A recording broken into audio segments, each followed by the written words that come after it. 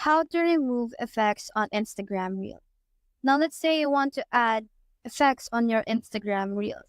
All you have to do is to click on this plus button right here and then scroll to Reels. Now you can click on camera, or you can also go to your camera roll and search for a photo or a video. Let's say this photo right here. Now, in order for me to add effects to it, all I have to do is to click on this button right here. And now I can add whatever kind of effect in here. Let's say right here.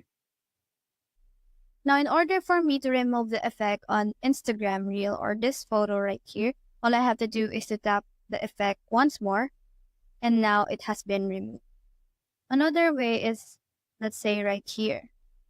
Another way is to click on no effect, and now you remove your effect on Instagram Reel or Instagram photo. So that's how to remove effects on Instagram Reels. Hope we helped.